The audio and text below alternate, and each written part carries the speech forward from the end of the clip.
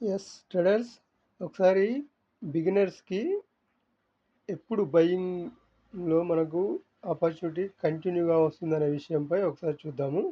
Closing price basic మీదనే ఇది గూడా. కాకపోతే ప్రీమియం చార్ట్‌లో ఇది 24,000 నిన్నటి పీఈ, నిన్న ఎక్స్‌పైరీ అయిపోయిన పీఈలో చూపిస్తున్నాడు. 24,000 పీఈలో. ఇది మీరు ఎందులోనైనా చూసుకోవచ్చు.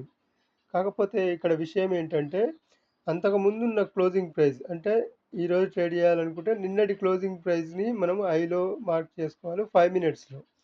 ఆ క్లోజింగ్ ప్రైస్ పైన ఉన్నంత వరకు మనకి సస్టైన్ అవుతున్నంత వరకు మనం అప్ సైడ్ చూడాల్సి వస్తుంది. కింద ఉన్నంత వరకు ఎటువంటి బయింగ్ ఆపర్చునిటీ కోసం వెయిట్ చేయొద్దు. ఎందుకంటే అంత జిగ్జాగ్గా ఉంటుంది, వాలటైల్గా ఉంటుంది. మొమెంటం ఎక్కడి నుంచి స్టార్ట్ అవుతుంది అంటే ఈ క్లోజింగ్ ప్రైస్ బ్రేక్ అయిన తర్వాతనే. ఒకసారి క్లోజింగ్ ప్రైస్ బ్రేక్ అయిన తర్వాత ఇక్కడ చూడండి, ఇది క్లోజింగ్ ప్రైస్ లైన్ పెట్టుకున్నాను నేను. ఇది ఇది ఉంది కదా, 1525 అంటే 325కి క్లోజింగ్ ప్రైస్ పెట్టుకున్నాను లాస్ట్ 5 మినిట్స్ తర్వాత. ఇక్కడ చూడండి, ఇక్కడ క్లోజ్ అయింది క్యాండిల్. ఇక్కడ క్లోజ్ కాలేదు, ఈ రెడ్ క్యాండిల్ మళ్ళీ లోపల వచ్చి క్లోజ్ అయింది. ఆ తర్వాత పైన క్లోజ్ అయింది. క్లోజ్ అయిన తర్వాత ఒక చిన్న రెడ్ క్యాండిల్ ఇచ్చింది, అందులోనే లోపల.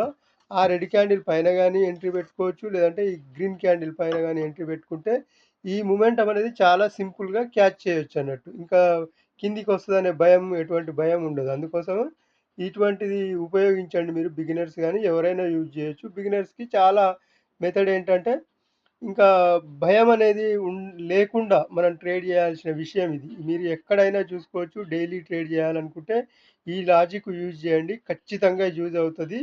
క్లోజింగ్ ప్రైస్ పైన, బిఫోర్ డే క్లోజింగ్ ప్రైస్ పైన మనం ఎంట్రీ తీసుకోవడానికి ప్రయత్నం చేయాలి. ఎక్కడ ఒక రెడ్ క్యాండిల్ వస్తుందో దానిపైన అక్కడ మనం బై చేసి కూర్చుంటే సింపుల్గా మనం నియర్ బై ఉన్న ఏమంటారు స్వింగ్ హై వరకు మనం టార్గెట్ని ఎక్స్పెక్ట్ చేయొచ్చు ఖచ్చితంగా.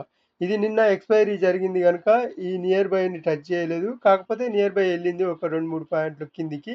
ఇక్కడ చూడండి ఎక్కడ ఎంట్రీ 53 ఆర్ 54, 53.90 ఎంట్రీ.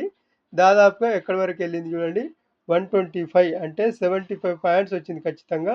ఇది అబ్జర్వ్ చేయండి, ఇటువంటి పాయింట్స్ని క్యాచ్ చేయడానికి ప్రయత్నం చేయండి. మీకు కూడా సక్సెస్ అవుతారు. ఎంత బిగినర్స్ అయినా కూడా ఈ పాయింట్ను మైండ్లో పెట్టుకోండి. ఓకే.